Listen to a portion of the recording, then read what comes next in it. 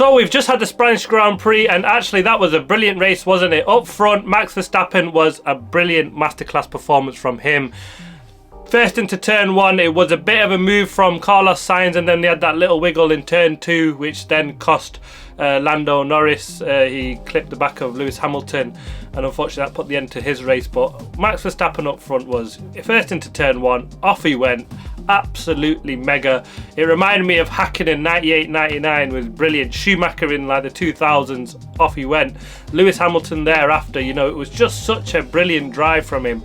It was just off he went, plain and simple. He got the fastest lap in the end when he wanted it. He had a few of the track limit issues there, but you know, just all out masterclass. And up behind him, what a race we had. There was overtaking, different strategy calls. Finally we had a two-stop race. I think it had so much more strategy and drama to the racing, and actually nobody knew what tyre to go on, did we? Had such a mix at the start. We had the two Red Bulls starting on the mediums, pretty much everyone else was on the softs, and that sort of helped Sainz potentially with that move up the front, but it wasn't to be. The big movers at the start actually were the two Aston Martins, both made up 2 places at the start. George Russell as well made up 5 places. He started 5th. He was up to P7 very early on, right into the first lap. And Zhou Guanyu made up 4 places as well. Brilliant start from him. But like I said, it was the incident for Lando Norris where he clipped Lewis Hamilton, and that put an end to his race after a brilliant qualifying yesterday. A really poor start, and then got passed by Hamilton, then just got caught out with the wiggle from Sainz, which meant Hamilton had to slow mid-corner, and it caught him out and he broke his wing. He pitted at the end of that lap, and that was the end. He was pretty much running at the back from there onwards, which is a really shame when you lose it at the first corner when you've put in such a brilliant race. But overtaking galores at the back, wasn't it? Ocon, some brilliant moves. But let's get through it and go through the teams. Red Bull, it was brilliant. As I say, Max Verstappen, can't say enough, I've said enough about him already. Sergio Perez, he started 11th, finished 4 in the end. It looked like he was in a battle for George Russell for that final podium place in the end, but it wasn't to be. And this is the difference between Perez and Verstappen. When Verstappen isn't having a good race, he finishes second, he makes it work, damage limitation, he's pretty much always on the podium. Perez, in a track where there was overtaking this weekend, and yes, the final chicane being sorted meant everybody could follow down that last straight, made it a good move into turn one, easy and possible, but Perez just didn't seem to make it work. I think maybe the strategy call wasn't great. He started on the hard, he started on the mediums, then went hard and then soft, and I don't think that was the right strategy call. The hards really didn't work for the Red Bull. Even Max Verstappen was complaining on that. He went medium, hard, soft, did Verstappen. And Perez went medium, hard, soft. But it was a strategy call from Mercedes that really worked. And I think that's what helped George Russell keep that podium place. But I think, Perez has got to do better, I think, in that Red Bull. You know, Max Verstappen is showing how brilliant that car is. But disappointing from him. Mercedes, look, are they back? They did really well in Spain last year and everybody thought the same, didn't they? But it wasn't really to be, but they've gone in a different direction, and I think maybe there was lower tap temperatures which really helped them also. Their strategy call was right with the soft, medium, soft. They just stayed away from the hard, which was a bit surprising because everyone was saying that how high degradation was going to be, and I could see why more people went for that hard option in that second stint or the middle stint. But it just wasn't the right call for them. But brilliant strategy call from them. Lewis Hamilton got driver of the day for me. Brilliant moves on Lance Stroll when he needed it. He got lucky that incident with Norris didn't cause a puncture, otherwise he'd really be in trouble. But a great result, P2 for him, and it was on merit. He really just was comfortable. It never looked like he'd be in doubt. There was a point where Perez was moving up fast on them hards, but he had enough pace in them medium tyres. Stretched the stint out early on, didn't he? And then brilliant move. Made it easy with the when Sainz came in, he ran longer. When he then came in for his second stop, he just came out like just a couple of seconds behind Sainz, but had about a 10 lap difference on tyres at that stage, and that was the big difference, and it was an easy pass then for Lewis Hamilton and Carlos Sainz.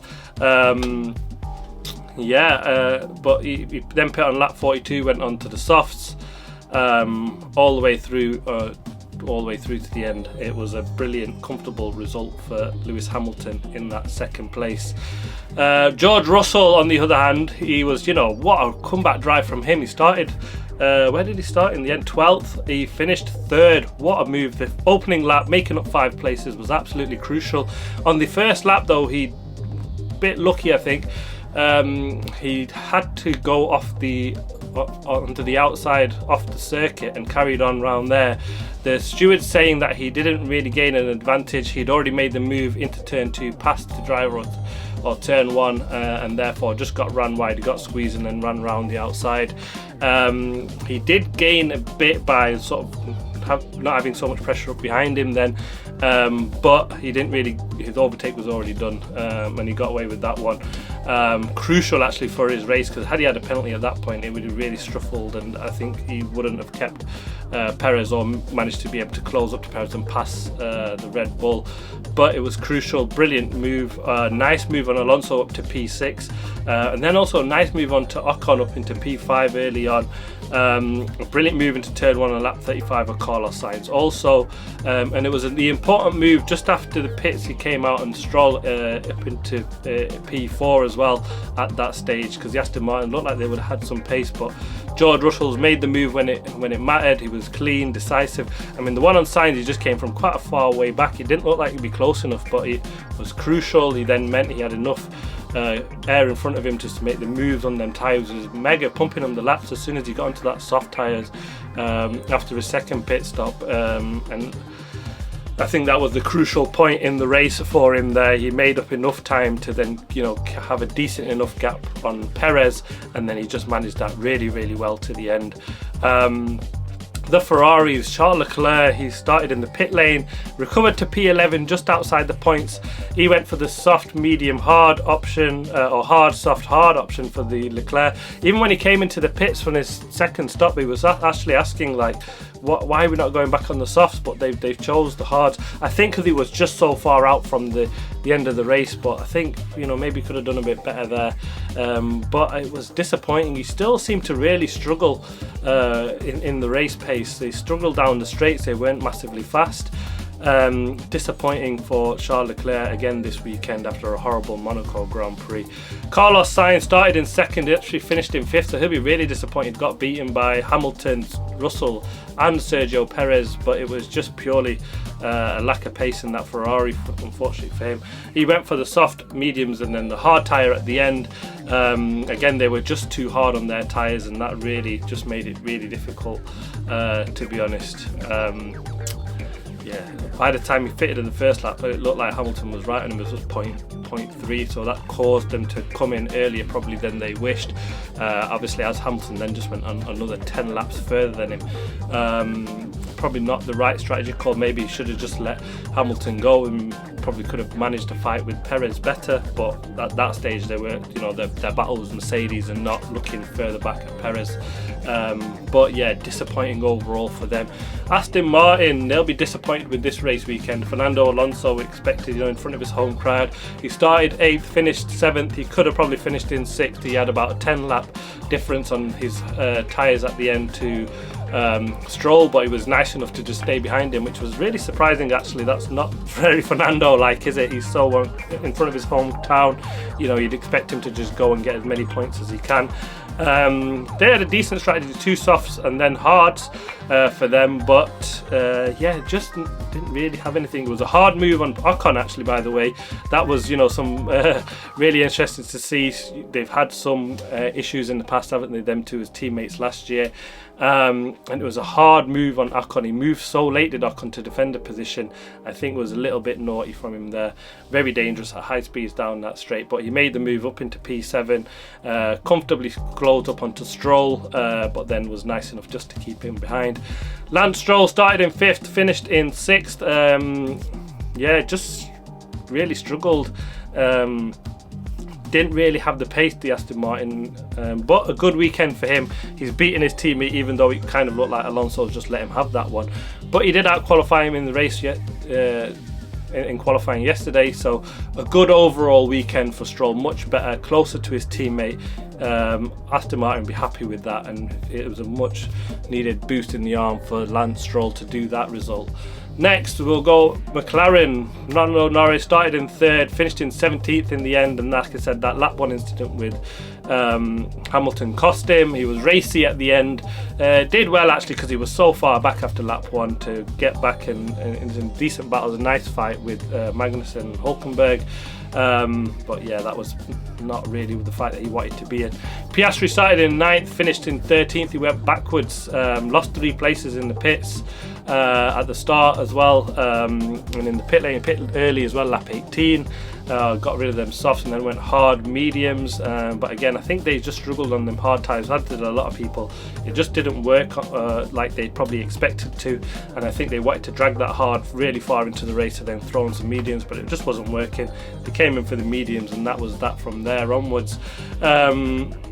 On to the Alpine, a really disappointing race for them. Pierre Gasly, who had the brilliant qualifying session yesterday, should have started in P4, got that 6th place grid penalty for impeding Verstappen and Sainz, I believe. And he'll be really disappointed with that, because after being overshadowed by Ocon last weekend, it would have been his time to prove a point, but it wasn't to be. He lost 4 places at the start, so even though he started 10th, he was down to 14th in the first lap. And then he had an unfortunate really slow stop of front right going on in his first pit stop, and that put him down the order, so not all too bad for him. But he started 10th, finished 10th. Bit scruffy, wasn't it, overall, but shame, because it could have been a decent result for him. Ocon started 6th and finished in 8th, so he went backwards also, pitted early onto lap 14 from P6 at that time. He came in and hard defence and a late move, like I said, on Alonso. Tough, but not a weekend that they'd wanted, Alpine, going backwards in the race. Then on to the Haas team, and again, they'll be disappointed. Started 17th, finished 18th for Kevin Magnussen. Hülkenberg actually started in 7th, so really good qualifying for him. But again, in the race, he's really struggled, and he finished in P15. I mean, he got the undercut on Tsunoda and kept that pace early on, but it wasn't the right strategy to go early, as we seen the Mercedes went long, and that really helped him at the end of the race when they were racy on them tyres. Strategy call probably wasn't the best on Hülkenberg when he probably looks back at that one. But yeah, disappointing weekend for the Haas team. AlphaTauri, Nick de Vries started 14th, finished in 14th. He was off the pace of his teammate Yuki Tsunoda. He's still got a bit to find. It's his rookie season, so we're probably giving him a bit of a hard time out with Nick de Vries, but I expected him to be a lot closer to Yuki Tsunoda than he has been, but it's not been there yet. He's still got that standout performance to come, hasn't he? Really to put himself right up there as a star rookie. We've not seen that quality from him just yet. And Yuki Tsunoda, he started in 15th, he finished in 12th sadly at the end. He got a 5-second penalty for a battle with Zhou Guanzhou. Zhu kind of had a move around the outside.